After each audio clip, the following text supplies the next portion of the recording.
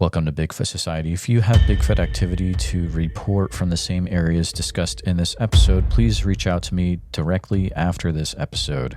And if you'd like to be on the podcast to discuss a personal Bigfoot encounter, please reach out to me directly at bigfootsociety@gmail.com. Do you wish there was more Bigfoot Society to listen to every week? Well, there is now. If you become a supporting member over at Patreon, you get a special members-only episode every single week on Wednesdays, and sometimes even more episodes.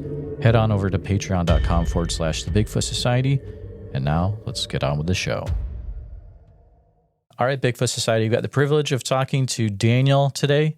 Daniel's one of the co-hosts of the great YouTube channel, Mysteries Unknown Podcast. I've been wanting to talk to him for quite a while. That is one of the shows that I like to watch. One of the, I would say, up-and-coming shows. There's that one, and then Not So Perfect Bigfoot Show is great. But, man, I love watching them when I've got the time. But, Daniel, it's a pleasure chatting to you today, and thanks for coming on the show. Hey, Jeremiah, it's my pleasure. Thank you so much for having me on. Absolutely. How's the weather up there where you're at, man? Well, it's probably the same as yours. I'm a little north of you. I'm up here in Minnesota. And so we're kind of going through like a cool wave and then a heat wave, and it looks like we're going to get some rain tomorrow. So, yeah, probably about the same as you. Yeah, that's true. We're both Midwest dudes, so yeah, our stuff's pretty similar. But man, Daniel, we've talked a little bit off air, and it sounds like you've had some really interesting things happen on the show. So I would love to go ahead and just toss it right over to you, and you're welcome to share what you've experienced over the years. Sure. Well, when I was 12 years old, I lived in Graham, Washington. That's where I'm originally from. I was born in Belgium. My dad was stationed over there, got back to Washington State, and that's pretty much where I grew up. And we lived in Graham, Washington at the time of the sighting. Like I said, I was like 12 years old. This was 84, about 84 time frame. And my brother and I, when we first moved back with our dad, he was living in like an adult, like RV park, trailer park. And it was more elderly, retired people. And, there was really no one our age supposed to be there. My dad was able to talk with the owners, and they were okay with it. We made ourselves kind of useful. We'd go around, help out, help people take their garbage out and stuff like that. We never caused any trouble. My dad knew and realized that this was not a place for us to grow up. So while we were spending, I want to say, a spring break in Tacoma with my aunt, my dad had already in the works buying like 5 acres of land. And this land was not very far. It was up past the top of Graham Hill. I think it's Meridian. I think that's the name of the major street. I can't really remember. But when we came back, my dad just drove right past this trailer park, this RV park. And I go, well, what are you doing? He's like, I'll show you boy something. And, he goes down a ways and makes a right, then goes down a ways another road, makes another right, and goes down a ways another road, and turns onto this long gravel road. Now, at the time, I thought the gravel road was probably like 5 miles long, but in actuality, it was maybe 1.5 miles, maybe 2 miles long. But this road was kind of like, it had dips in it, and little rises and little straightaways, and then another dip, and then another rise, And so he goes down here, and he pulls into this property, and lo and behold, there's I'm going to say camper. It was a fifth wheel, so it was pretty much a camper. There was the camper, and my dad had set this camper on this land. They'd already cleared some of it. He'd built a really nice deck pretty much around from the back part of it around to the front part of it, just a huge deck, built a shed out there, and had fastened down this our camper. He put had it put up on blocks and had all the anchor ties down and stuff like that. And, we were like, holy buckets, this is 5 acres of woods, pine and some other indigenous trees. And I was like, this is awesome. So we spent, that first weekend or whatever, just running around the woods, having a good time, never thinking anything of it. Fast forward, we were coming back another time, me, my dad, and my brother. My dad was my dad, of course, was driving. My little brother was in this back seat sleeping. And we're coming home, and it's probably 1 or 2 in the morning. I'm going to say more towards the 1 o'clock time frame. And as we turn off onto the road, we start going down. We go down this little dip. We come back up this rise, and we came on this ride. We hit this little straightaway, and I noticed some eye shine off to the right side of this gravel road that we were on. And it was pretty far down, but it was still, it caught my attention. And then I just said, Dad, I said, there's something up there on the road. I said, you might want to turn your brights on. And he's like, no, you'll see us coming, it'll get off the road, And so we go back down this dip and back up this rise, and we come back up this rise, our lights, I see this light, this eye shine again. It's like a dark amber, reddish hue. And I'm like, Dad, there's something right there on the side of the road. If we go down this dip and come back up, it's going to be right there. So as we were going down the dip and come back up the rise, my dad turned his brights on, and he also had these new fog lights on that, kind of like today's driving lights. They really widen your scope of vision, right? And all of a sudden, our lights hit it. And there she was. And when I say she, 100% a female. She stood up, and Jeremiah, honestly, for the life of me, I thought she was never going to stop standing up. She was massive. She turned at the waist, and that's how I knew that she was a female. I saw her breast, saw her face. She turned almost, the way she was standing up, she did like a 180. So she just kind of turned her complete body around. And it wasn't like super fast, like she just whipped around. But she kind of turned, looked at us, and then turned, and then took like two steps, maybe 3 steps off the side of the road, and then was gone into the woods, right? And I'm surprised. I'm scared. And as we're driving by, I go, Dad. He's like, he just didn't say a word. He just kept driving. He didn't speed up. He didn't slow down. He just kept going like he didn't see it. And as I looked to my right, I saw her like squatting into the woods. And there was enough light from the way the angle the lights shined out that I saw her blink her eyes twice. And so my dad pulled into our property, and the car was not even at a complete stop. I had already had the door opening. I had my hand in my pocket, taking my key out, and as soon as the car stopped, I was out of the car, running up the steps and unlocking the door to our camper and running in, and I jumped into my dad's bed. Now, when you walked into the camper, a fifth wheel, you have this hitch that you hitch up to a truck. So it's kind of got like this little loft area. That's where my brother and I slept. And if you're looking head on at the fifth wheel of the camper, I slept on the right-hand side. My brother slept on the left-hand side. So my brother slept on the side that was where the deck was built, closest to that. And I slept where the shed and the woods and everything were. And so I jumped in. My dad had a hide-a-bed. It was a queen-size hide-a-bed. I jumped into that bed, and I was like, Dad, my dad comes in, and he puts my brother up into his bed. And I'm like, Dad, what was that? What was that? He's like, you know what that was. I go, Dad, that was a Bigfoot. He's like, don't worry about it. No, hey, everything's gonna be fine. And while he's talking to me, trying to calm me down, he's going into the cupboards and he's pulling, fruit out. He's, other types of stuff. He goes in the refrigerator and he pulls out, like grapes and some vegetables and things like that.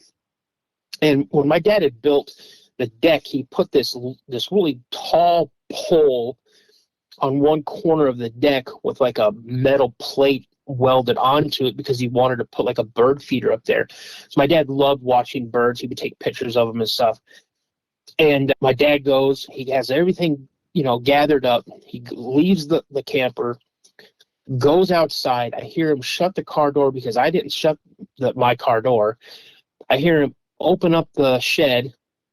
He comes back around. He has a ladder with him and like this tube of grease or something, right? Really wasn't sure what it was at first. Goes in, I see him put the ladder up. Then he comes in, grabs all the food, climbs up the ladder a couple times, puts the food up there. And then what he does is he takes this rag and he squirts this grease or whatever on this rag, and he up as high as he could possibly get. He just slowly puts grease all over this pole. And I'm watching my dad. I'm like, Dad, what are you doing that for? He's like, that's to stop anything from getting that food. And I go, like what? Like what? He is like, raccoons. I go, oh, okay, okay, raccoons. And for the brief second, that made sense to me. For a second, it made me stop thinking about what we had just seen maybe 15, 20 minutes earlier. So we're laying in bed, and as I'm laying there, my dad was a smoker, and he never smoked in the camper, but he's outside, and I could hear him talking. And so I got nosy, and I kind of put my ear up to the door a little bit, and I hear him say something to the effect like, hey, we saw you, you saw us, these are just my boys. I just want to make a home. Please don't scare them, don't hurt them. We don't want any harm. We don't mean any harm. Because when my dad was clearing all the land, he didn't clear everything. He cleared enough space to where he could plant a garden and build a home, because that's what he was doing. He was cutting some of the trees down so he could build like an A-frame house. That's what he always wanted to build for us. But he didn't go in and just cut down any tree. He was very selective of what he did. My dad was raised in Alaska. Family were fishermen and loggers. So my dad had a really deep respect for Mother Nature and animals. Whenever he hunted, he always said, make sure you thank this animal for giving up itself, so it could feed us and whatnot. He was very, very mindful. And so my dad comes in, I jump back in the bed, I hear him coming to the door, I jump back into the bed, and I go, Dad, who are you talking to? He's like, oh, I was praying. I go, why didn't I hear you say amen? So my dad just kind of goes, amen, So we're laying in bed, and I'm like, Dad, he's like, let's not talk about it, everything's going to be fine, don't worry about it. They're more scared of us than we are them. He's giving, Dad's trying to calm down his son, and it's working a little bit, but I'm still a little frightened. I don't know how long I was awake, but I woke up to hearing this loud creak. And when I say creak, I meant I hear something step up on the deck. And whatever had stepped up on this deck, the boards were just groaning. It was like a massive amount of weight was stepping with each step. And you heard them crack and groan. And about that time, where I slept on my dad's bed, I'm right up against this camper wall. And I heard and felt something run by. And I look over at my dad. My dad's, I'm getting ready to say something. My dad puts his finger to his lips. He's like, tell me to be quiet. And I'm like, Dad, is there one out there?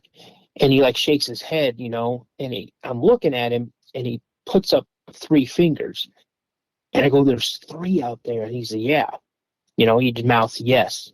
And about that time, I hear this vocalization coming from outside. It's kind of like the samurai chatter. I'm not going to try to imitate it because I'm going to butcher it. But so I kind of heard that, and I looked at my dad. My dad's still telling me to, be quiet. And that's when I noticed my dad has a gun resting on his chest. And I'm thinking, now as a 52-year-old, almost 53-year-old man, I'm thinking, number one, my dad's handgun was not going to stop one of these things. Number two, if they wanted to get us, all they had to do was rip that door right off that camper. There's no stopping one of these things if they wanted to get at me, right? So I must have dozed off. I wake up. We had the curtain on the camper door. It was cracked a little bit. Sunlight was shining through, and that's what woke me up. Well, I jumped up real quick, jumped over my dad, flew open the door, and I'm looking around, and I did something I knew I wasn't supposed to do, but I did it anyway. I climbed up on the banister, the railing of the deck, climbed up there where I could see higher up on, and all the food was gone. Every single thing my dad put up there was gone. I looked around. There was nothing on the ground, nothing. I go and I look at the pole, and you could see where something had grabbed the pole. It was a massive hand. You could tell a massive hand had grabbed this pole. And then it looked like from as high up as it could reach was almost to the very, very top of where this little metal platform was. There was like a line from there all the way down where something had taken its finger and just rubbed it all the way down. And it must have got a ton of grease or whatever it was on its finger. But you could tell where it just ran its finger down. So I run in the house real quick, the camper real quick. I'm like, Dad, all the food's gone. All the food's gone. And he's like, what? I go, all the food's gone. They took the food. And, you know, my dad told me to kind of keep it down. So my dad goes out and looks. We look around. I don't recall ever seeing any prints around that at that time. And so my dad would go out walking around, look over at the shed and stuff, don't see anything. About that time, my little brother comes out and, you know, hear us talking. And he's like, you know, oh, what are you guys talking about? And I said, there's a Bigfoot. And my dad got mad because I, you know, said Bigfoot. My brother's like, oh, he goes, yeah, I've seen a couple of the small ones hanging around, you know, when we play our music. And we're like, what? And he's like, yeah. He goes, whenever we bring the radio out and we play music, we'll play tape or whatever, or we're out there playing, I see two small ones. They go to the tree line over there, and he's pointing over to an area where my dad already cleared. And in that area, we'd built a tree fort. And my brother goes, yeah, they like to hang out over there and listen to the music. And he goes, I remember going over to the tree fort one day, and I saw something jump out of the tree fort and run off into the woods. And I thought it was just a little boy, but it was too big to be a little boy. So that was that sighting that I had. Now, previously, before that sighting, this happened probably, I want to say, well, maybe February timeframe when this happened. We had a storm come through, and thunder, lightning, rain. I mean, it was a terrible thunderstorm. And for some reason, I just could not fall asleep. So I'm laying on my back, and this huge bang of thunder hits, and this bright flash of lightning. And no sooner did that lightning disappear, it felt like our camper was being pushed over on its side. Something hit the camper super, super hard, enough to where it felt like it was tipping the camper onto its side. And when it fell back down, I immediately pulled open this little curtain, little shade that we had, and I looked out. And when I looked out, I saw this flash of lightning hit, and it lit up the whole area. And I saw something walking, not running, but walking. It walked underneath this tree where this branch was hanging out and walked off into the woods. And, you know, I told my dad, you know, my brother was asleep. My dad, I woke my dad up. My dad says, we'll look in the morning. And I'm like, Dad, it was a GD Bigfoot. And he's like, stop saying that. I go, Dad, it was a GD Bigfoot. He's like, stop saying that. I go, okay, it was a Bigfoot. And I was very adamant that's what I saw. But again, I wasn't really 100% certain at that time. And again, this happened before I saw my sighting.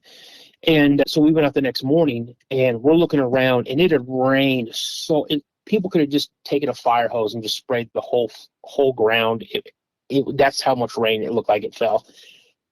Turn around, we look at the camper, and about 6.5, maybe 7 feet up, there was a huge dent in the side of our camper, where like something had ran as hard as it could and like put a shoulder into it or used both hands to try to push it over. It hit the camper so hard that some of the anchor straps were pulled completely out of the ground. Some of the cement blocks that the camper was on had been crushed, had been, you know, broken and things. And my brother comes out, he hears us talking, and he's like, you know, what happened? What, you know, you guys are saying something hit the camper. And my dad goes, a branch hit the camper. And he's like, oh, okay.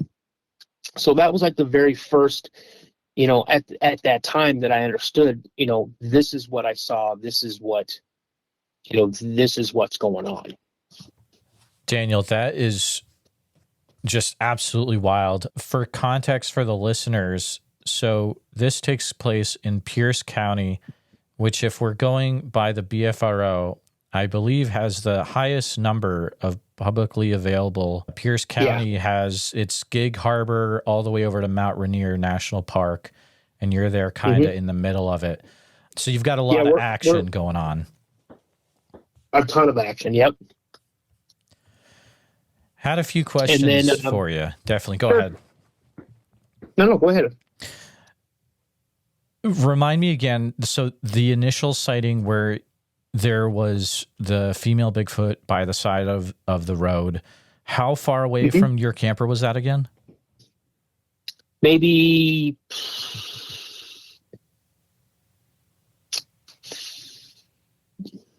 250 yards, maybe. Oh, man. Maybe 200. Wow. I know you said you were about 12 years old, so it's been a while, but I mean, do you remember any details of what you were able to see? I mean, you said you saw the face for a little bit, correct? Yeah.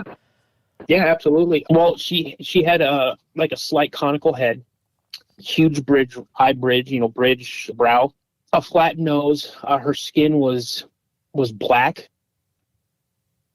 Her color of her hair, I want to say, was like a dark, like charcoal, almost black. Yeah, she didn't show me her teeth. She had ears kind of like, almost like a chimp, kind of, but not. And yeah, dude, she was massive, man. She was just huge. She was probably a good 7.5 feet tall. Just massive. If I had to guess weight, I'm saying probably 450, 500 pounds, maybe. She was massive. Would you be able to estimate, if you were looking at, how wide across the shoulders were? Probably 4.5, maybe 4.5 feet wide at the shoulders, maybe 5. Gotcha. She was big, man. She was big. And the funny thing is I honestly believe that there was a family, and, some people may say, well, they don't travel in families. Yes, they do. This was a family unit. And the reason I say that is the one that hit the camper, I want to say, was like an adolescent male, maybe like a late teens, early 20s. Then there was 2 juveniles my brother had seen. I never saw them. And then there was one big male that I just caught glimpses of. It was never something that, oh, look, there he is, But he was kind of like in the area, and you knew when he was in the area because I just got this feeling. Like, there have been plenty of times my brother and I were out at our tree fort hanging out. And my brother just looked at him. He's like, we got to go back to the house. I'm like, yeah, we got to go. It just, the whole air just changed. When the female was around, never had that. When that, like, the adult, or the I'll call him the teenager, the young adult, never really felt that. But when the big male was around, things just changed. And I remember at times I'd look out the window of our tree fort and I'd see something move back behind a tree. And what I saw was a bigger than the female, massive by the female. And I don't understand why he would hide behind some of these trees, because he was wider than these trees. He easily had to be 5.5, almost 6 feet wide across. I mean, well, I might be exaggerating that, but I'm telling you, Jeremiah, this dude was massive, but he was never aggressive towards me. I never encountered him being aggressive. I think he was just around just to make sure we didn't screw off and do something stupid, Right. Yeah, absolutely. And I think the father and the mother, the female that I saw, I think they kept that young adult in check, because if they weren't around, there's no doubt in my mind, I want to say that young adult would easily have just been tormenting us the entire time. Wow. I don't get to talk to a lot of people about female Bigfoot sightings. Was it similar to Patty at all, or was it a completely different thing? I want to say similar. I want to say probably about 75 to maybe 85% similar to Patty. Like the girth, because Patty, she was girthy, right. She had mass, and so did this one. She had mass, and again, it wasn't the first time that I saw her. It wasn't like the only time I saw her. My dad loved us. He helped me and my brother build a 2-seater go-kart that we had these off-road wheels on, and we would just drive all over the place, right? And there'd be times where I'd be flying by, and my brother, he'd look behind, he goes, she's looking at us. And I whip around real quick. I kind of snap my head around, and I'd see her, just catch a glimpse of her. She would like look out of the woods just to see what we were doing. But never met. I mean, we never had rocks or sticks or anything thrown at us while we were there. We did hear whoops. We did hear whistles. I remember we heard this owl one time. And I go, Bobby, did you? And my little brother's name was Bobby. And I'm like, Bobby, did you hear that owl? He's like, man, that owl, that doesn't sound like an owl. But, we heard things like that.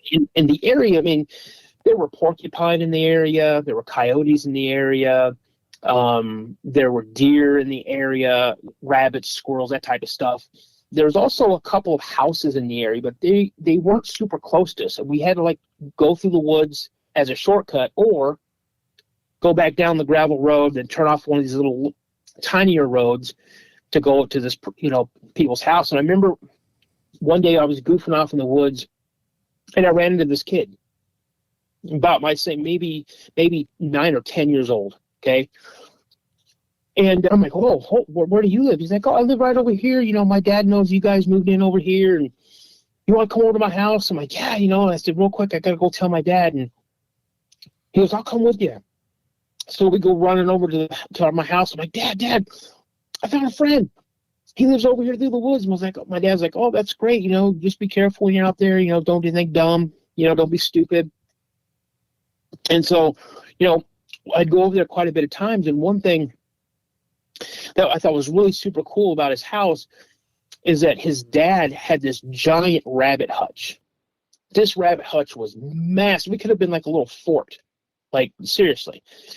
And what was really cool about this hutch is that the front of it had these double doors that had this lock that you had to slide like a bolt. You'd slide the bolt over and then lock it down. And then you had 2 other locking mechanisms that you lifted the front part of the roof of the hutch up, and it would lock into place. So if you wanted to go in there and clean everything out, you had easy access, right? Well, I remember one day I come over to my friends, and me and my brother, we come running up the driveway, and I see his dad come walking around from the back of the house, and he's just livid. He's like, I don't get it. Why would someone do this?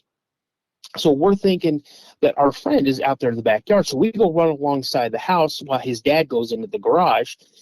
And Jeremiah, something had manipulated the locks, ripped the doors off, and killed every single rabbit. Whoa.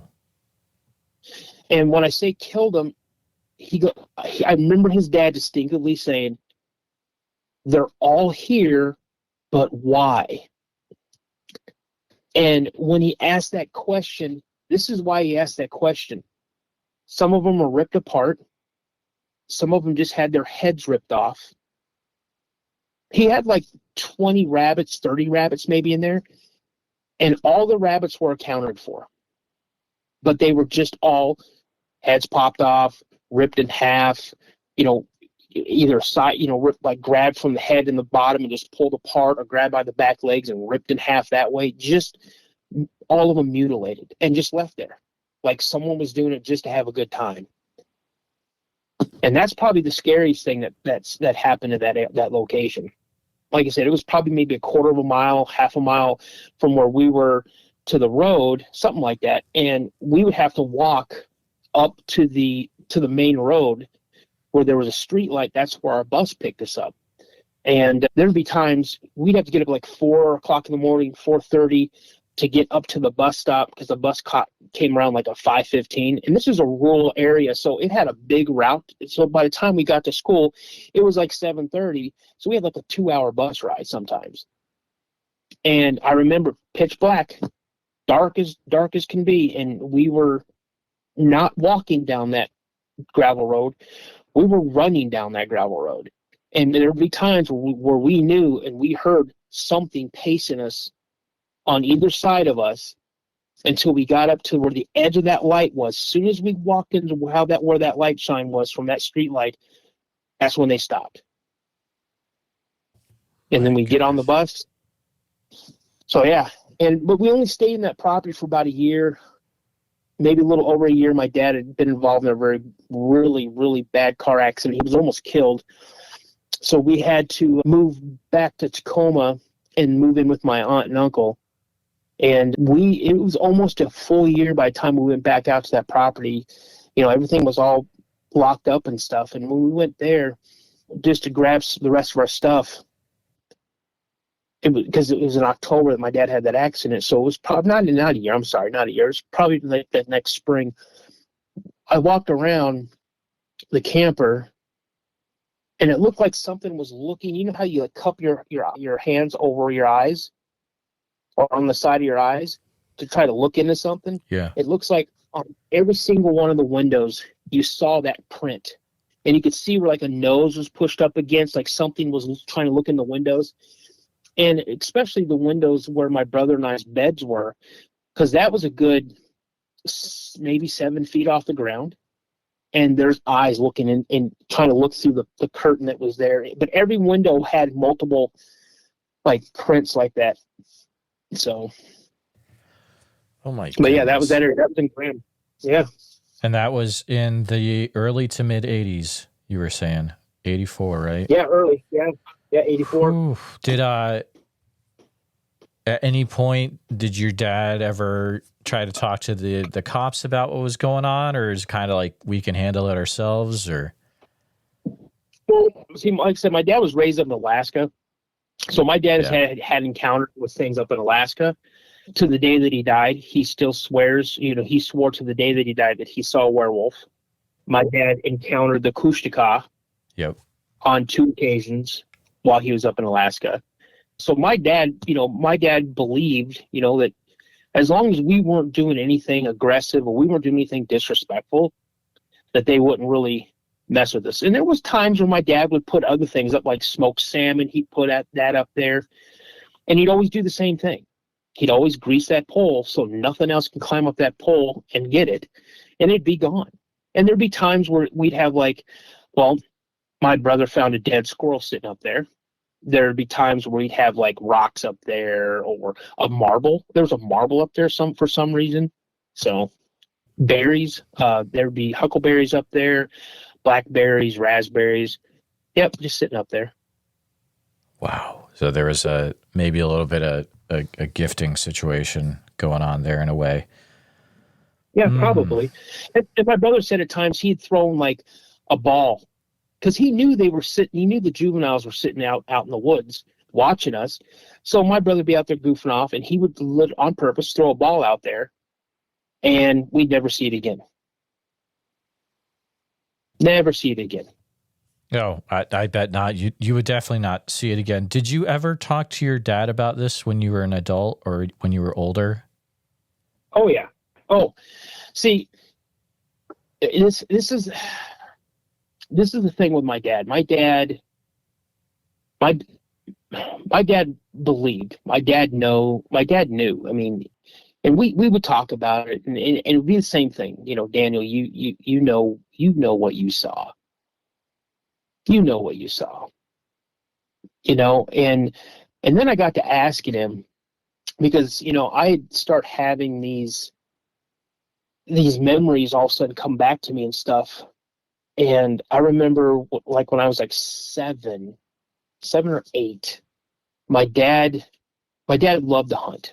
And there was this place up around, I want to say northeast of Aberdeen. And we called it the hunting camp, right? Well, we went to this hunting camp, and we went and we weren't hunting. Well, I wasn't hunting. My dad was hunting. And he goes, "Do you want to go hunt with me?" And I'm like, "Sure." He goes, "Well, we have to get up early. We're going to sit in a deer stand." And I'm like, "Okay." And that was unusual for my dad, because my dad never really hunted from a deer stand. He'd always be on the ground, and he would normally track, what he wanted to hunt, and then do what he did.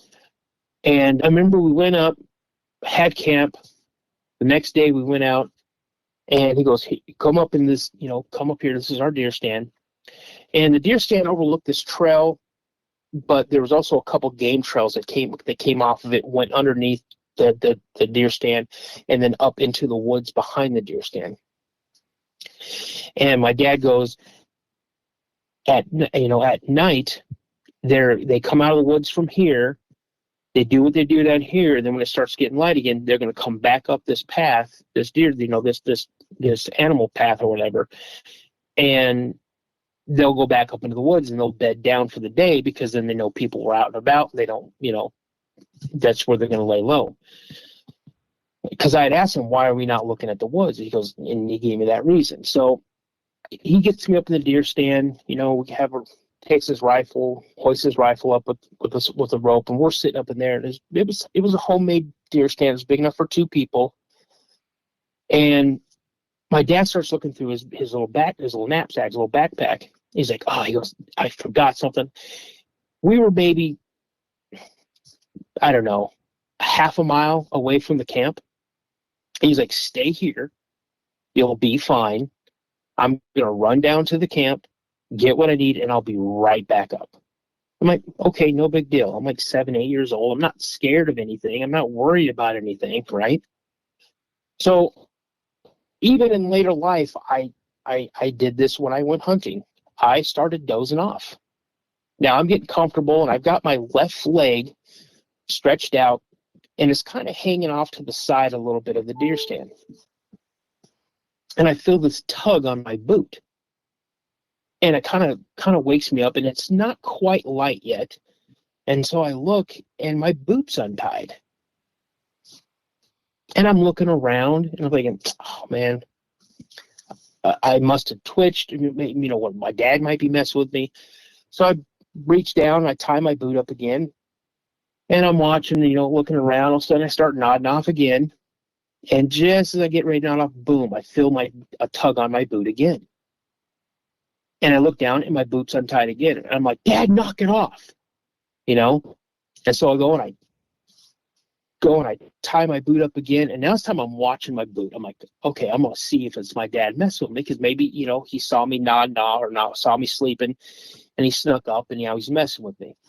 Well, I hear this noise off to the right of me.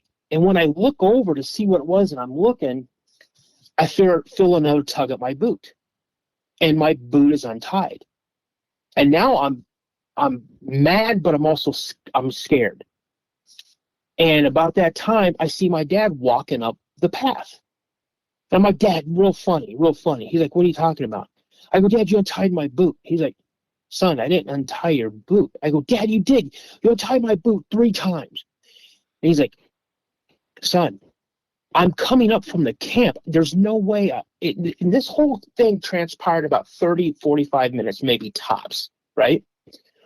And I'm like, Dad, you untied my boot. I know you did. I know it was you. You snuck around. He goes, son, I didn't. I go, Dad, you just untied it. You made a noise. He goes, where? I go, over there. And so he's okay. He's stay put. So he goes, and he starts looking around, and I'm watching him. He's doing like a circle pattern, like a search. And he gets up to the woods behind the stand, and he kneels down, and he looks at something. And I see my dad immediately take his rifle, put his rifle to ready. He grabs his strap, and he pulls it and ties it into his shoulder. And my dad's a Vietnam vet. My dad was 101st Airborne. He was an EOD specialist. He was a tunnel rat. Did a lot of walking point when they were on patrol. So my dad was very, very observant of things. Just super, super observant of everything around him. And I see him bring his rifle to the ready, and now he's scanning left to right and then back right to left. And he's like, Daniel, get out of the tree right now. Get out of the stand and head back down towards the camp right now. I'm like, Dad, what's going on? He's like, just go do it. Now I look real quick, and he's backing up, but he's still facing the tree line. And he goes, just go. He goes, I'll be right behind you. And he goes, don't walk. You need to run down to the camp. So I'm, with everything I got, I'm hauling butt back down. And I stop every so often, and I see my dad. He's coming back. He'd run. He'd stop. He'd turn around. He'd scan. And he'd take off running. He's like, just go, go, go. Well, we get into the camp, and we see my uncle come out of the tent. And he's like, Daryl? He goes, what are you doing? I was like, what do you mean? He goes, why are you messing with Daniel while he's up in the stand? He's like, I don't know what you're talking about. I just came back from my stand. He goes, he goes, it's getting too warm out here. Nothing's going to be moving around. So he's like, okay, well, we just need to go. So they packed up the camp, and we left. Now, to get to this camp, you had to drive like an hour and a half, 2 hours, and you had to hike in for like about another hour, I want to say. And the second time we went to the camp, we had my dad, my uncle, who's also a Vietnam vet, his neighbor or friend named Frenchie, who was also a Vietnam vet, two of his neighbors. So you had 5 adults, and you had me, my brother, and then each one of the neighbors brought one of their sons. So you had 4 kids and 5 adults. We had this giant canvas tent. It was like an army tent that you could sleep like 10, 15 people in comfortably. And normally you'd have like a little wood burning stove in the middle of this. That's how big this tent was. You had to bring everything in on like deer sleds or whatever. So everybody was carrying backpacks with whatever they could. The kids didn't really carry a lot. The adults pulled all these sleds. They had everything packed on there real neat. Went in there, set everything up. My uncle was like, hey, who wants to do some fishing? We were fishing down in the stream that was close to the hunting camp. You could see, it was like a rocky kind of like a small pebble, but sandy, like beach. And the part of the stream that was right in front of us was really slow moving. So it was a good place to go swimming or fishing if you wanted to. My uncle would say, hey, do you want to shoot some guns? This is where I first shot a Ruger Super Blackhawk 44 Magnum. I was 9 years old when that happened. It took us about 15 minutes to find the gun because it flipped over my head when I shot it. Amazing time. They were shooting 22s and just having a good time. But when we shot the 22s, we heard this loud, like, yell. Like I thought it was like a bear roar way off in the distance, right? And didn't think anything of it. So, we caught fish, we ate, we cleaned up. All of our foodstuffs were in bags and hanging up in a tree, probably about 15 feet up into a tree over a limb. And, my uncle and my dad had tied them off real well. And my uncle was in the Navy, and he rode on those patrol boats up and down the Mekong Delta. He was like the front gunner, so they had like twin 50 cals or twin M60s or something. So that's what his job was. So again, this is another person who's really, really observant, has the keen eye looking for stuff. Frenchie was a psycho, but he was also a Vietnam vet. And these guys, we had 3 bona fide warriors with us. We didn't really worry about nothing. So the first night, everything went by, pretty cool, no big deal. Heard something moving around the camp, and we're like, what was that? I'm thinking it's a bear, no big deal. Second day goes out, they see some tracks and stuff. I see them talking about it. I'm not thinking anything about it. I think what I see are bear tracks, no big deal. So, we're goofing off again the next, that second day. We're supposed to be out there for like 4 or 5 days. We're out there goofing off, fishing, swimming, shooting 22s again. And this time my dad and my uncle, they split us up, and they wanted to show us the land. Hey, if you guys are ever lost, you find something like this, you can do this with it. You can do here. If you get lost, you stay put where you are. You can use this to make a noise. They're trying to show us some type of survivals. They want us to have a good time, but they want us to learn something. And so that second day, we're shooting again. And this time we hear not like a bear roar, but we hear like a howl, but with a scream attached to it. And it was closer this time. It wasn't off in the distance. This was closer.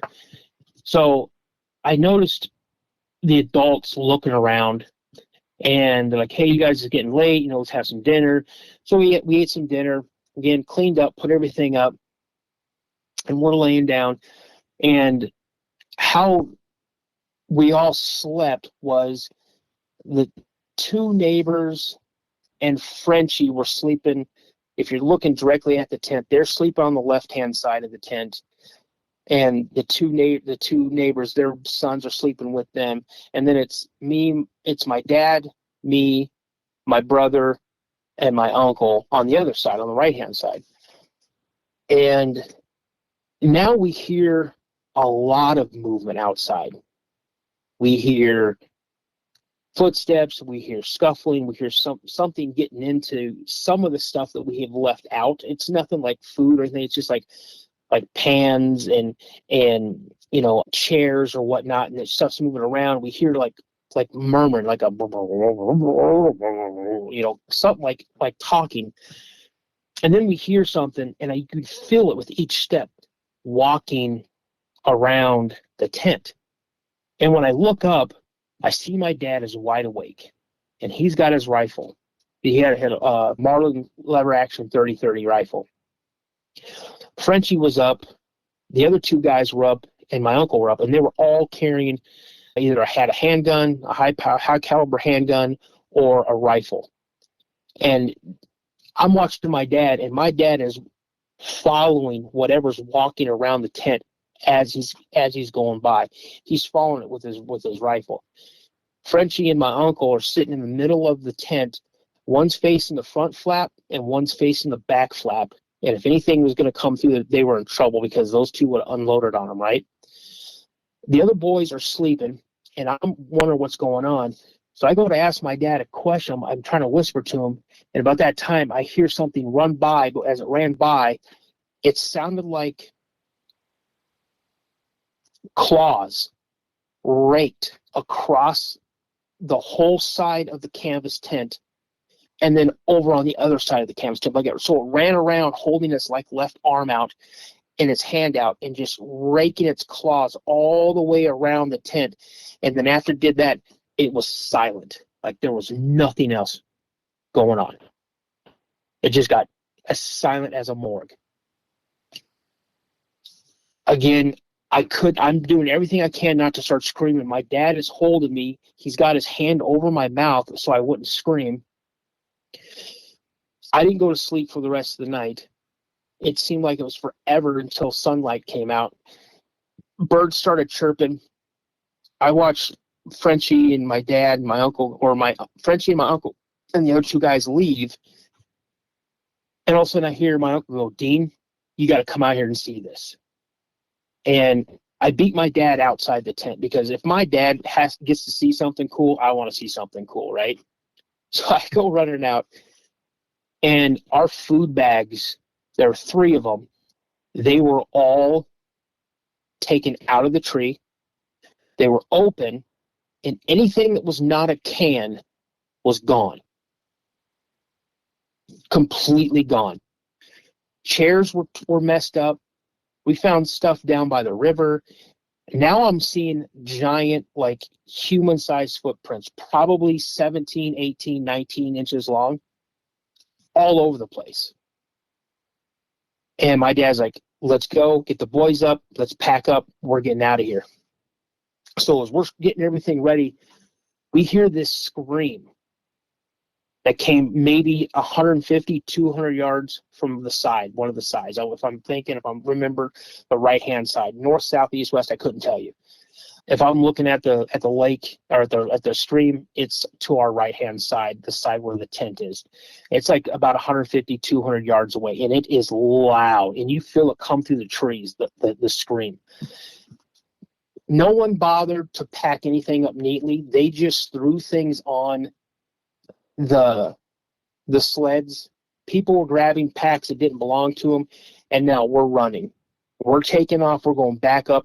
Again, this is like an hour hike to this camping spot to where we parked our trucks.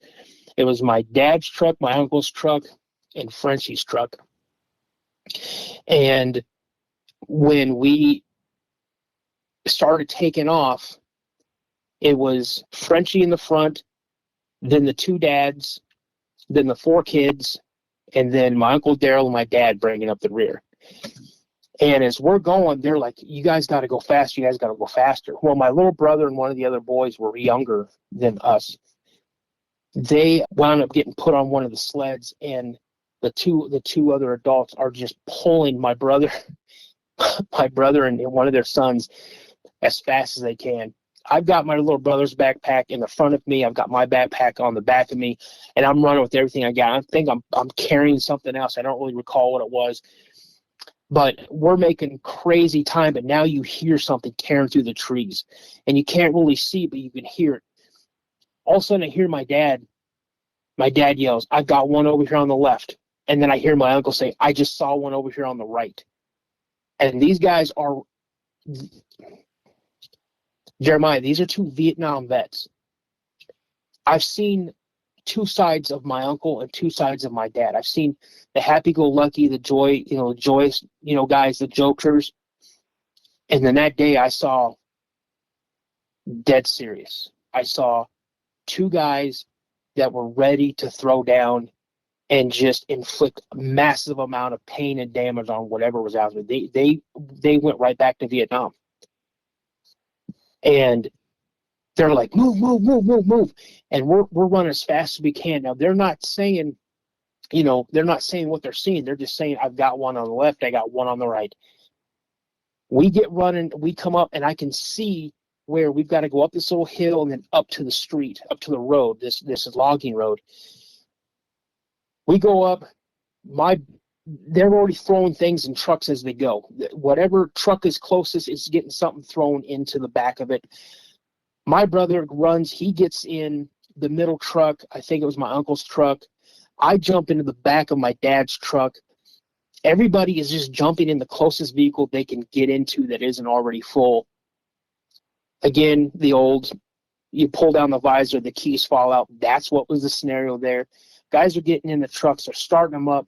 My uncle, all of a sudden, he just throws the sled that he had, threw it up over. It almost landed on me because I'm in the bed of the truck.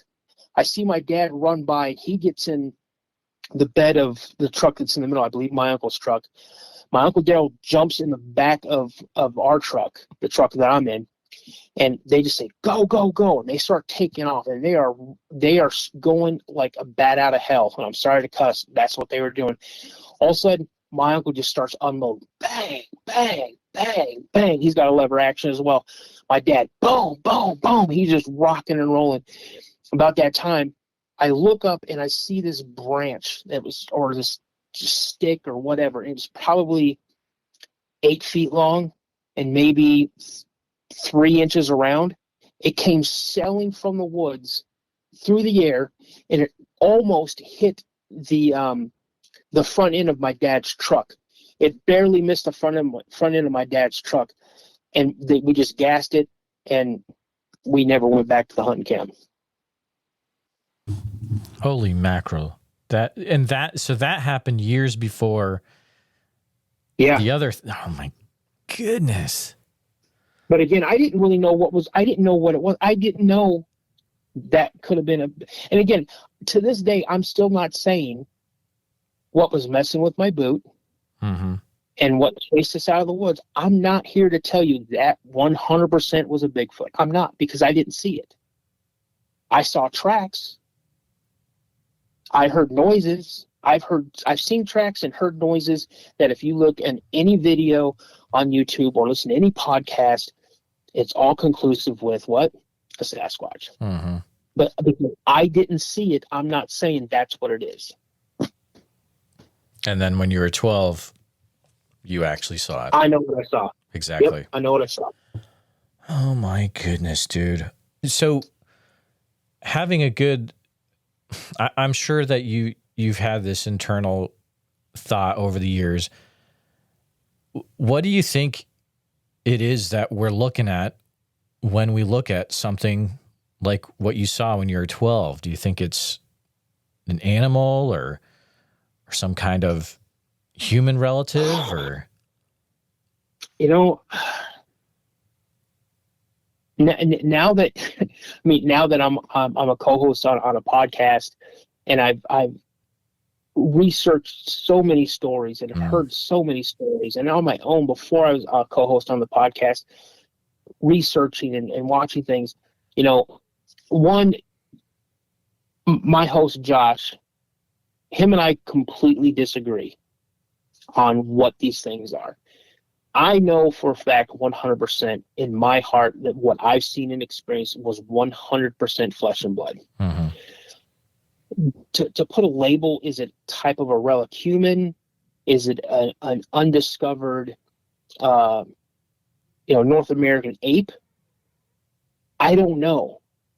I want to tend more towards maybe a hybrid, maybe more of a relic human, because the intelligence is there. I'm not saying apes and chimps are not intelligent, because I mean, it's been documented that chimpanzees will use weapons. Chimpanzees will use tools. You know, they use things to manipulate certain things. So the intelligence is still there with a primate. I just really can't. It's in its own box. Really, is it off the same tree as a human? Maybe. I don't know. Daniel, one thing's for sure, whatever it is, it's intense and it is very smart. And I've not had a visual yet, but the scream, oh, we've got a big storm outside. The roar and the roar scream, I experienced that in Oregon, way out in the woods. I know what you're talking about. And dude, it's a smart animal, whatever it is. I personally think it's some kind of physical creature that can do a lot of stuff that science can't explain yet. And who knows where that's going to lead. Let's talk about Mysteries Unknown for a little bit. Sure. So you're co-host with Josh, who's also a great dude. Mm-hmm. Have there been any really interesting accounts that come to mind when you think of I mean, you've done multiple episodes and you've got already quite a following over there. It's a YouTube channel called Mysteries Unknown. And are there any accounts that stick out to you among the episodes that you've done so far? You know, there's actually quite a few that leave me dumbfounded, you know.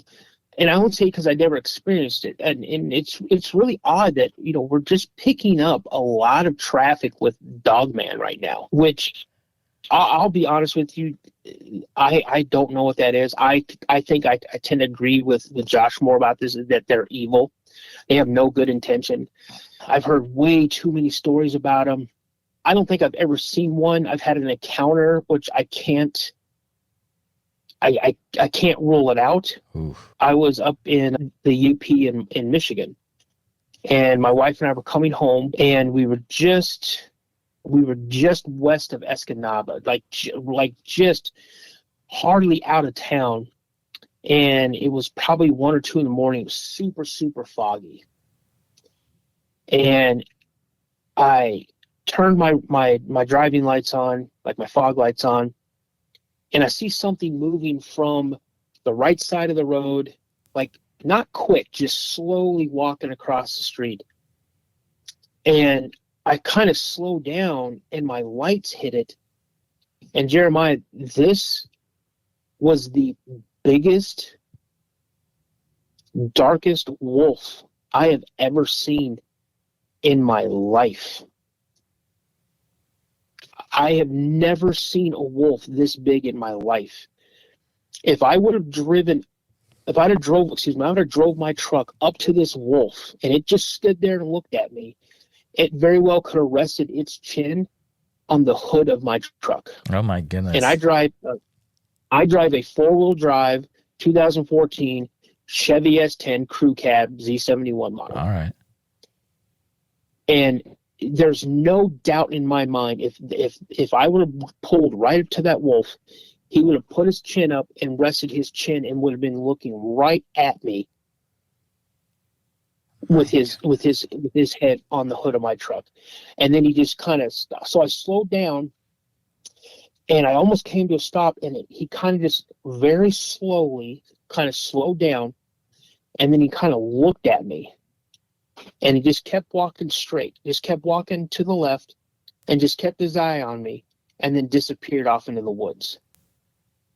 Now, I didn't think anything about this. So I went on Google Maps probably 3 or 4 months ago. And I know exactly where I saw this wolf. And I looked at the Google Maps, and I'll be darned if there was not a cemetery where this thing was coming out of. Oh, man. And it just walked across the street and off into the woods, and I couldn't get out of there fast enough.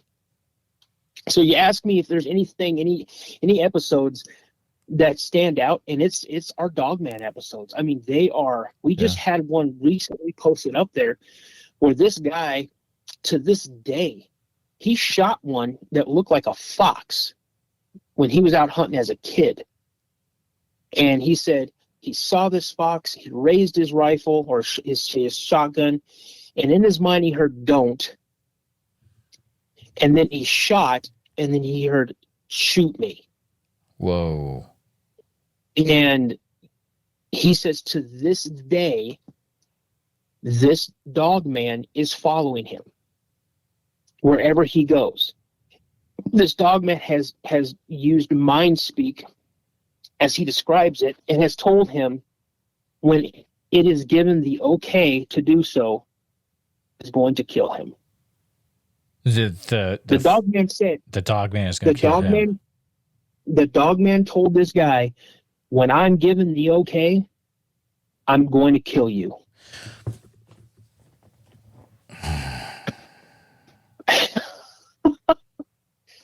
Bro, I'm telling you, man.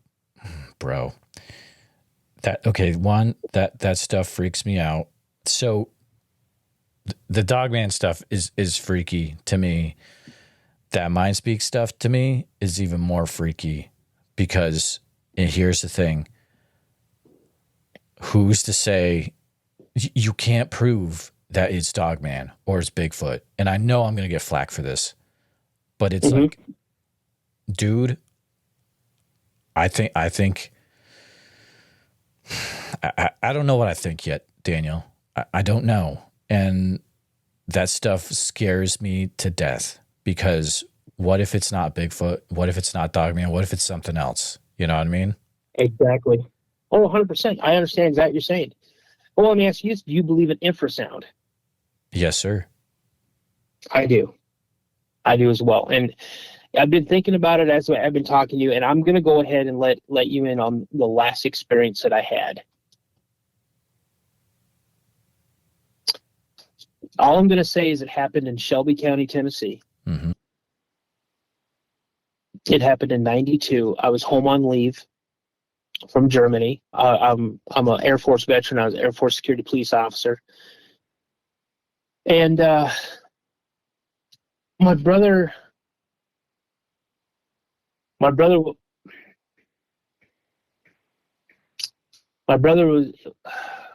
my best friend, my absolute. You know, you grow up and you have friends and say, yeah, that guy's my best friend. Or I still haven't gotten over his death, and he passed away in 2016. So he graduated high school in 92. And our grandfather had just passed away. And so I came home on emergency leave, and I wanted to surprise him that I was coming home. One thing that we like to do, we loved just hanging out with each other. It didn't matter. I'd get in my car, he'd get in his car, you know, whichever, whoever wanted to drive. And we would just go. And I'll tell you, all over the South, him and I, we've been all over the South just to go out and drive. It didn't matter. We'd pull on the side of the road and we'd sleep. We'd have enough money, we'd get a little small hotel room and we'd just rack out and then we'd just go exploring around. It didn't matter. We'd be gone sometimes for weekends at a time. You know, we'd leave like on a Friday, we'd be home on a Sunday night. We wanted to go camp, and it's something we did a lot when we were little. And he said, hey, let's go to this one spot. I'm like, okay, yeah, sure, not a problem. And the spot butts up against the Mississippi River. So, you know, we get our little packs and, you know, our canteens and, you know, we had like our little 2-person tents. Now, you know, he was a big boy, 6'1", 6'2", about 315, you know, and I'm like 5'9", like 180. And so a 2-man tent, you know, wouldn't do. So we had this 4-man tent, which really with the size of both of us in there was actually a 2-man tent when you think about with our sleeping bags and stuff. So we were packing pretty light. This was late May, early June. So we were packing pretty light. We didn't really have to worry about staying warm because, you know, down south, it gets pretty warm.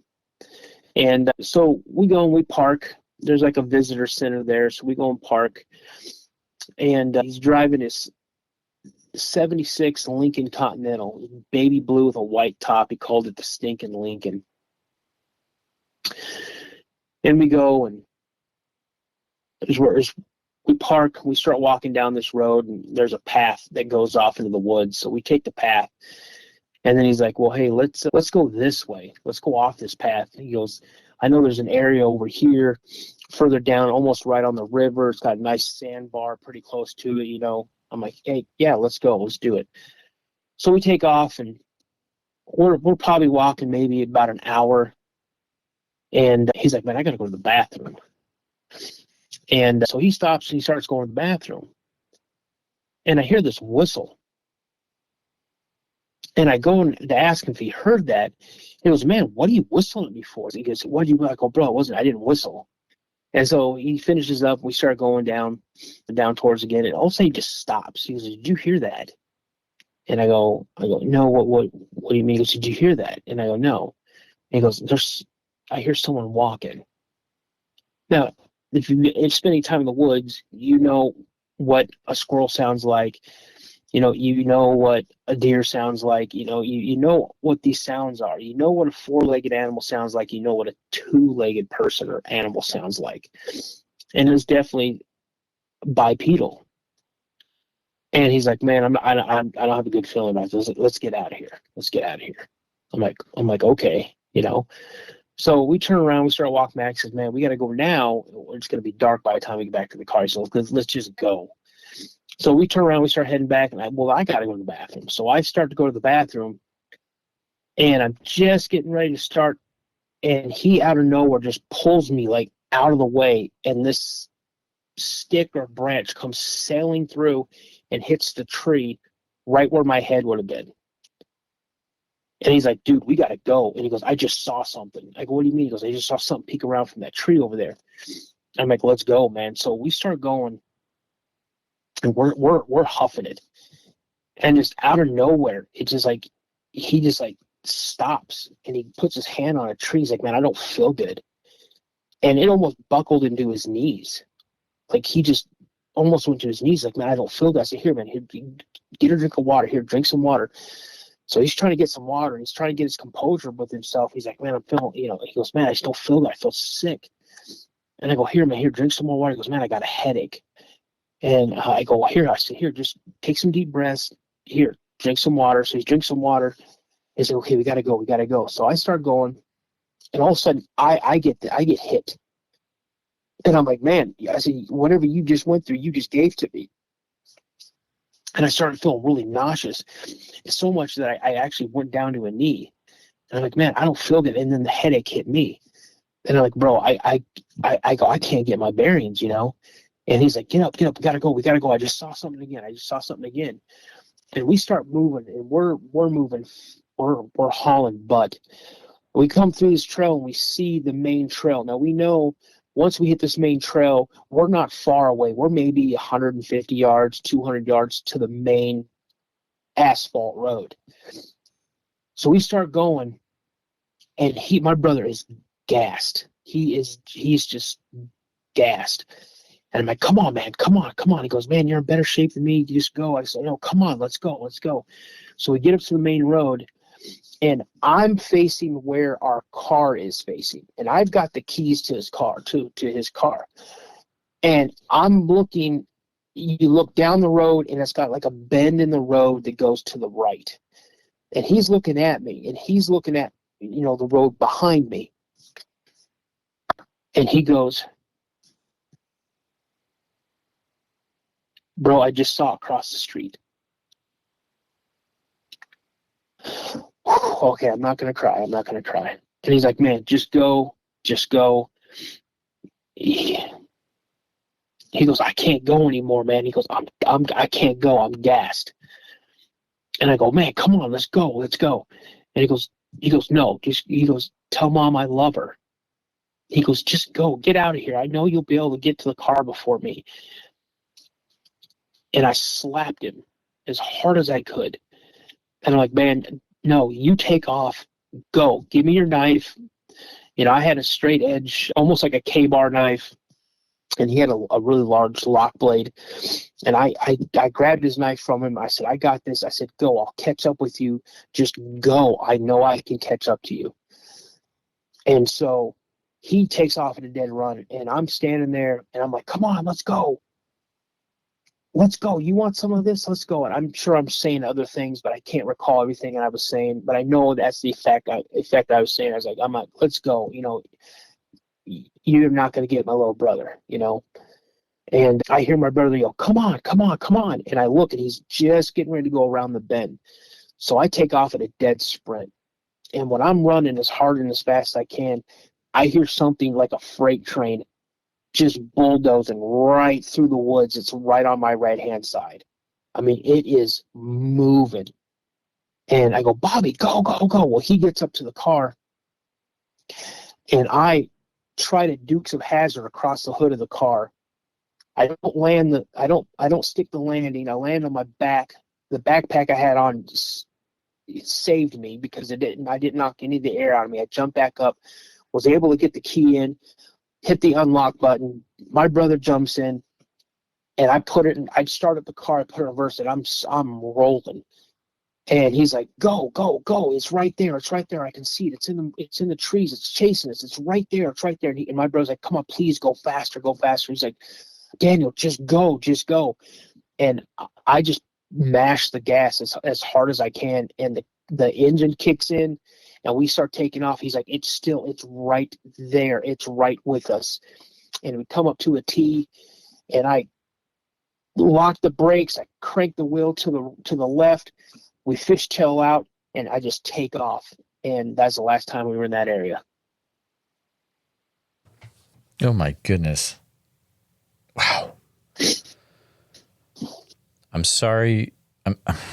Daniel, I'm sorry you lost your brother. You can tell you guys had a special connection.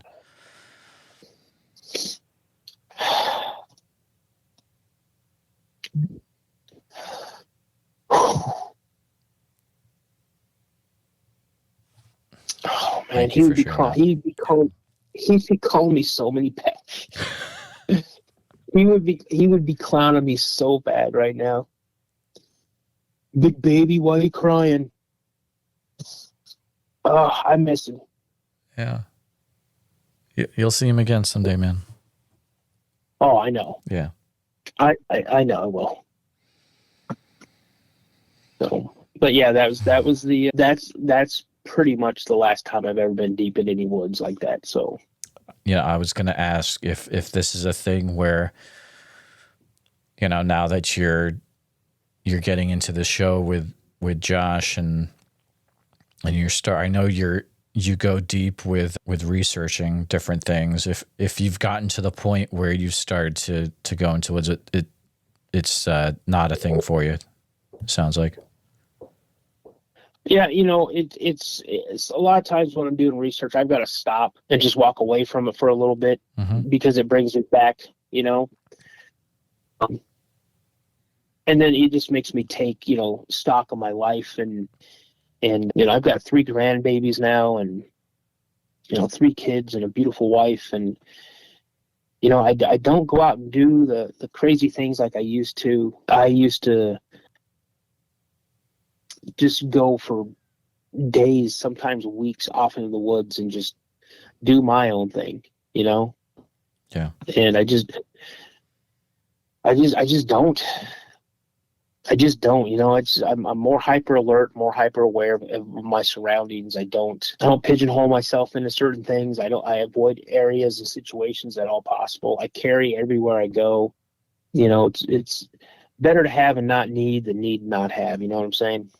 No, absolutely. And it puts you in a interesting situation where you've had these things happen to you in the past and you're able to relate to, you know, if you are to interview someone about a Bigfoot sighting, you're able to relate about, you know, the emotions they went through and how it probably, you know, gets replayed over and over in your mind or, you know, different things like that. And I think that's really special. It's the thing where I'm just starting to experience that myself because I'm going out to different places. But what is, speaking of Mysteries Unknown, what is the main goal that you guys have with that channel?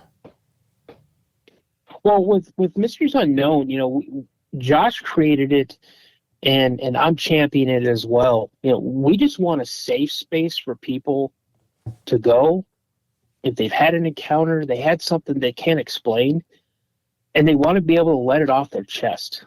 They want to be able to get that off their chest and hopefully have other people relate to them. I monitor the chat on each one of the episodes during and even after they're posted. We would do a live, and then when we post a live or Josh posts an episode, I understand, and I'm guilty of this. I'm very, very, I look at things, I scrutinize everything. I really do. And I think that's just my military background, me being a police officer in the military, then being a correctional officer for the state of Tennessee for 2 years, and then doing private security and things like that. I'm very, very cynical in a way that when I listen to someone's account, I give everybody the benefit of the doubt. And I do not like it when people go on and just openly and blatantly just say, this person's full of crap, this person's lying, this person's BS, I don't believe nothing they're saying, this person's a jokester or whatever. Because here's the thing, I don't know everybody's story. I don't know their experiences. I wasn't there on the ground with them. Now, I mean, we've had a guest on, and you've had a guest on your show that, they've mentioned stuff when it comes to the military, and I'm very critical to that. Right.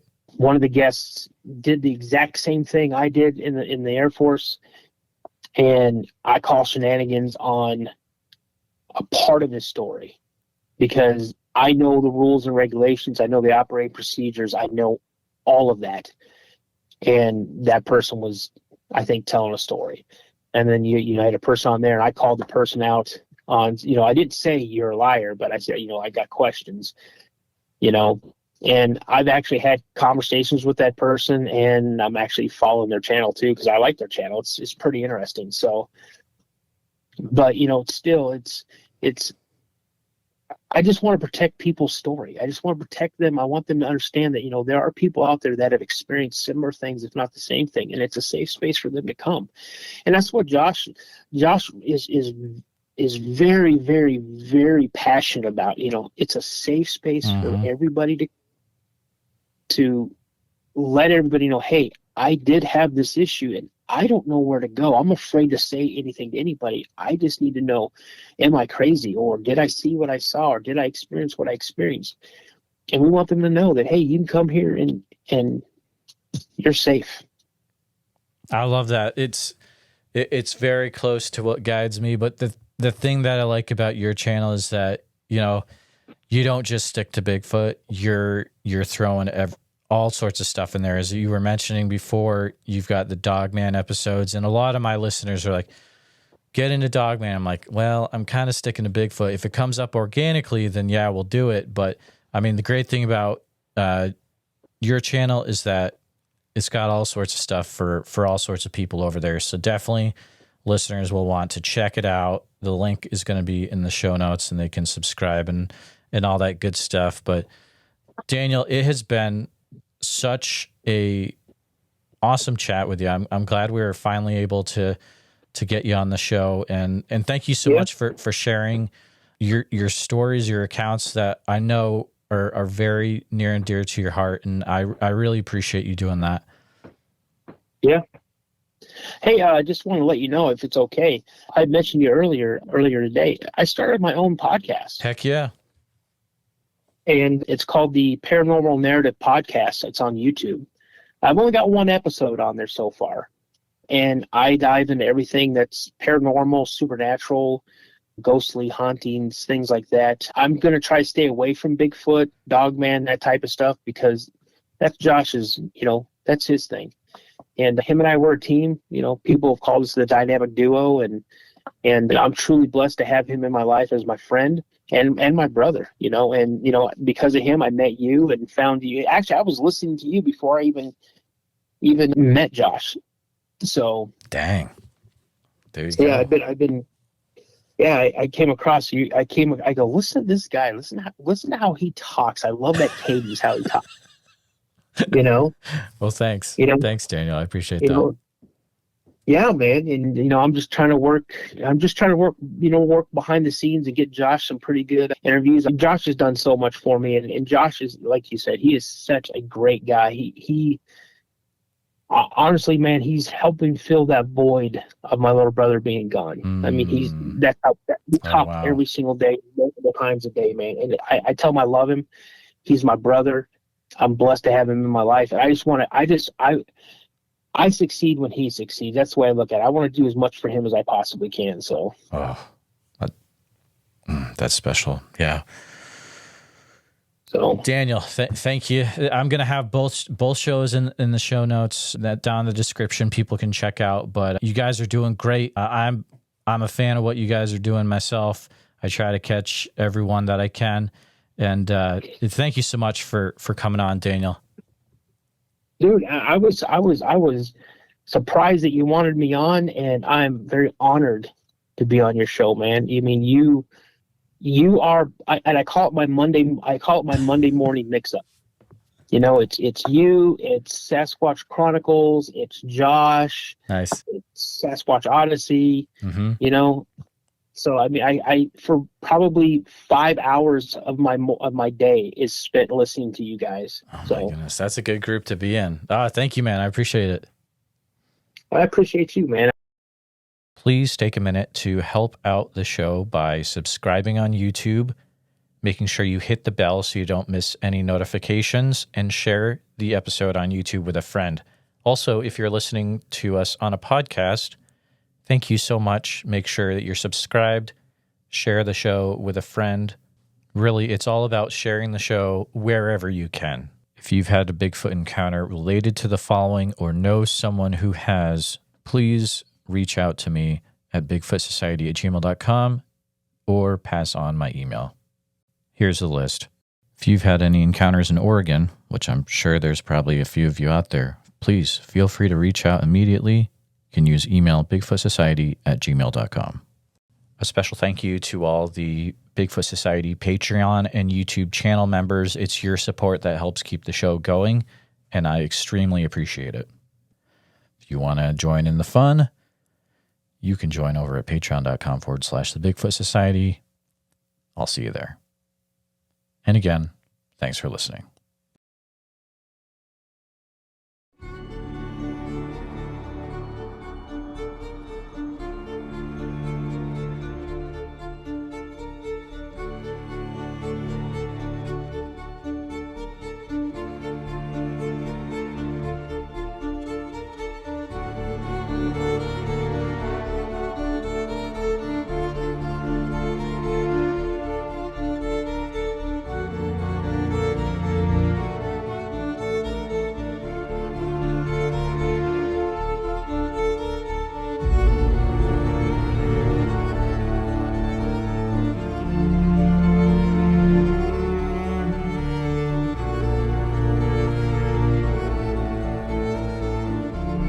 Her and I can get on here and we can tell our stories. Maybe there's somebody else out there listening that's too afraid to tell their story. Maybe this will give them the courage to come out and not feel so bad about it. Who cares what anybody thinks? I know what I saw. I know what's out there. That's all I care about.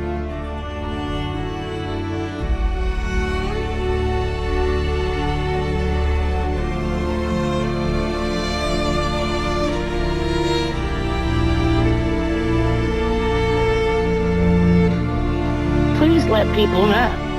Please let them know. If you ever see one of these things, you need to tell.